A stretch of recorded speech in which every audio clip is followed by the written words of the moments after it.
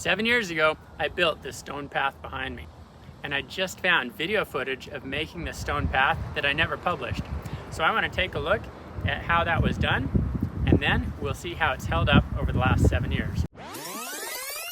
Alright, so we're going to take a measurement to know where we need to cut. I'm going to run it just past the point here. I'm going to secure this in place with clamp. Clamps in place, that'll help hold it. I've got my measurement. I found a hacksaw works just great to cut this. You could probably use some power tools as well, so obviously you want to make sure you know what you're doing and are using them safely. I'm overlapping just a couple inches here, and I'm going to put 2 stakes in. And the reason I'm using 2 stakes at this overlapping point is so that when I bend and curve this, it doesn't start popping apart. And then another one down here at the end. On top of the weed fabric, we've put the metal edging out, staked it in. You can see there's plenty of curves in it. The center will be where the fire pit is. So you can see there's quite a bit of curving going on. This metal edging curves pretty nicely.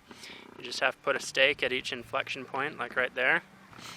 Over here we've got 2 stakes where they're overlapped by 3 or 4 inches. You can see it curves right up around this way to the walkway. Alright, so we're going to put some stakes in, since we'll be cutting right along the edge to get the fabric, or to get the edging into the soil. So with the fabric secured, I'm going to take a razor knife. Now this is going to ruin the blade on it, so don't use anything fancy, but I'm going to cut the fabric right through along the edge of the edging.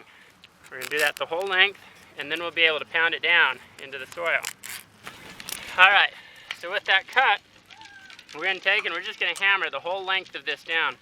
We'll put it down about, this is a 4-inch edging, we're going to put it down 1.5 to 2 inches. Depending on your soil, you might find it worthwhile to use a little sledgehammer like this guy. Alright, we're getting close to the depth that we need. Just do that all the way around, and then once that's done, we'll pound each of these stakes in. But we've been taking our sand, this is just basic playground sand, very fine, spreading it, then we'll be compacting it next to form a base.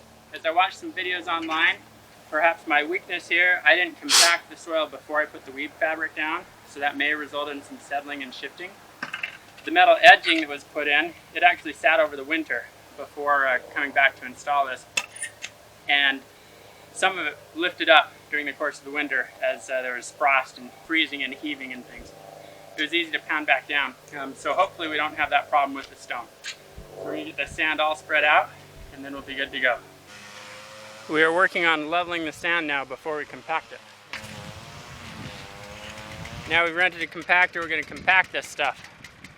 Now we're deciding whether we need to add more sand and compact farther, or if it's pretty good. We're trying to keep the edges of the stone pretty level with the top of the metal. So we've checked the stone along the edges in lots of spots. We've added some more sand in some locations. We're going to run the compactor over it, and then we'll start setting our stone in place. Okay, so this compactor, we rented it from Home Depot. You gotta love Home Depot for the tool rental and ability to get the supplies and tools that you need to get the job done. And we're working on recompacting it, doing our second pass now that we've added some additional sand.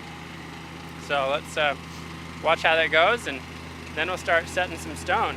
As we set this out, we're going to have the slope run slightly in this direction, so that the stone, when it rains, the water is going to run off away from the house to kind of keep water from going towards the house. So we'll use the level to help keep an eye on that as we begin setting stone. We're going to begin setting stone, trying to interlock them. We'll start at the end right over here and work our way through the patio. And we'll see how it looks when we're done. Alright, so one thing we've found as we put the stones in, you need to watch your heights where they get off and add some more sand underneath the stone, and then this will help your stones line up so they're a little more flush. Now obviously with this natural stone pathway and patio, it's not going to be nice and flush like a like a paver type installation would be. But we want it to be reasonably smooth just to minimize tripping hazards, things like that. Now that I've gotten this one raised up, I'm feeling my different edges, and it feels pretty firm under all the edges. Here we are 7 years later, and so that's good. But now over here, I've got a discrepancy, so I need to raise the edge of this piece.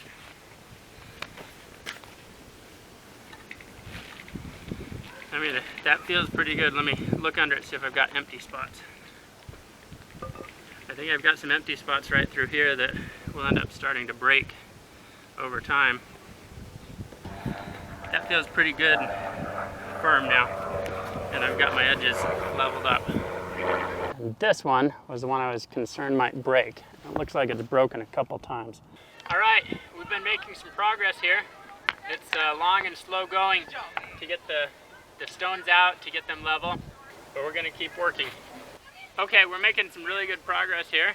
We've got stone most of the way out. We're running short. We've got about 6-7 feet left. The day's getting towards the end. So we're starting to sweep some sand in between.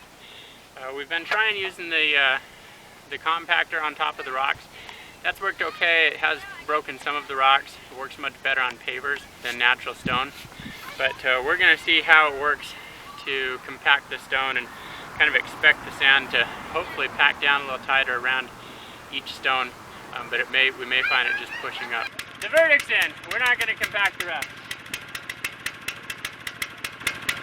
We'll sweep over with sand, step on it, it's all good. So I don't know if you can see this too well. On Saturday I ran out of stone, so I've got a couple about 6-7 feet back here that isn't filled in yet. And then we had a really big rainstorm, pretty heavy, come through, and the sand washed around and got uncompacted and things, so kind of messy. I don't have my compactor anymore since that was a rental, so I'm going to try and smooth it back out and press it down as best I can. Hopefully that compacted it enough. We're almost done. We're just finished the last little section here. I let it dry out a couple days with all the rain, so we just need to finish setting a few stones in place. And then we'll be ready to fill the rest with sand and seal the top of this thing. This front edge is kind of filled in with moss, but the stone really hasn't moved in 7 years. There we go. We've put all the stone in, swept the sand in, rinsed it off. I think I'm going to give it a few times of adding more sand and rinsing the water, letting it settle. Hopefully we get a little bit of rain that helps wash it down. And then after that we'll try sealing it. Now we're going to clean it off to seal it, and supposedly the sealant is supposed to lock the sand in place. We'll see how that goes. This will be a good one, see if it's holding the sand in place or not. We've put sand down. There's been a lot of water that's gone over it. We've put more sand down, tried to fill in cracks, things like that. Now we're going to put this stone lock product down. Interlock Professional Products. It's a stone lock. It's supposed to seal the natural stone and joint sand together. To apply this, we're going to be putting it in a garden sprayer. We're going to spray it on and then squeegee off any excess if need be. So there you have it. 7 years later, the path has held up really well. And I'd have to say, it looks really nice. It's still in great shape. We get a little bark mixing in. This front edge is kind of filled in with moss, but the stone really hasn't moved. And you know what's more? It's been wonderful for our family. The fire pit has been great, all sorts of activities. Now that I've got lots of teenagers, the kids are having fun out there roasting hot dogs, making s'mores. It was a fun project, and it was really cool to look back and see the footage and the history from before this fence was here, when we first installed this stone path. Obviously the vegetation has grown a bunch. We've done more additions, like the grapevine arbor that's been installed. It's fun to look back down memory lane. Hopefully the information for installation was helpful as well. Finally, if you'd like to help me out, there's two things you could do. One, hit the subscribe button. I recently passed 100,000 subscribers. Would love to get 1 million subscribers one day. Number two, if you need a spare car key, well guess what? I started a whole company after installing this path. It's called Tom's Key Company.